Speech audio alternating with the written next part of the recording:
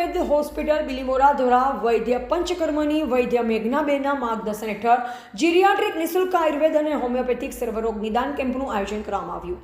આરોગ્ય અને પરિવાર કલ્યાણ વિભાગ ગાંધીનગર અને નિયામક શ્રી આયુષની કચેરી ગાંધીનગર પ્રેરિત સરકારી આયુર્વેદ હોસ્પિટલ બિલીમોરા વૈદ્ય પંચકર્મ શ્રી વૈદ્ય મેઘનાબેનના માર્ગદર્શન હેઠળ ભારત સરકારના આયુષ મંત્રાલય દ્વારા 100 દિવસની કામગીરીના એજન્ડા રૂપે જીરિયાટ્રિક કેમ્પનું આજરોજ જય જલારામ માનવ સેવા ટ્રસ્ટ જલારામ મંદિર બિલીમોરા ખાતે મંદિરના પ્રમુખશ્રી તેમજ અન્ય ટ્રસ્ટી મંડળના સહયોગથી જીરિયાટ્રિક નિઃશુલ્ક આયુર્વેદ અને હોમિયોપેથિક સર્વરોગ નિદાન કેમ્પનું આયોજન કરવામાં આવ્યું.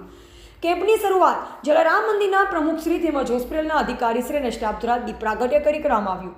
કેમ્પમાં ડાયાબિટીસ, હાઈ બ્લડ પ્રેશર, સાંધાના વા, સ્ત્રી રોગ, ચામડી રોગ તેમજ અન્ય રોગોની તપાસ કરી ચિકિત્સા કરવામાં આવી તેમજ વૃદ્ધાવસ્થાજન્ય રોગો તેમજ તે અંગેના આઈસી દ્વારા માહિતી તેમજ વર્ષા ઋતુમાં સાવચેતી માટે આયુર્વેદની દ્રષ્ટિકોણ મુજબ આહાર વિહાર તેમજ ઉપાયો વિશે સમજાવવામાં આવ્યું.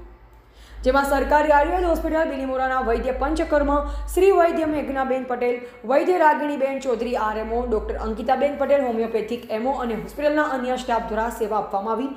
જેમાં આયુર્વેદના 126 દર્દી, અમૃતપેય ઉકાળા વિતરણ 186 અને હોમિયોપેથિકના 78 દર્દીઓનું તેમજ આર્સેનિક આલ્બમના 180 દર્દીઓને આપી નિદાન કરી ચિકિત્સા દ્વારા કેમ્પ સફળ બનાવવામાં આવ્યો. ટીવી18 ન્યૂઝ નેટવર્ક સાથે રિપોર્ટર રસિક ભાણા, નવસારી.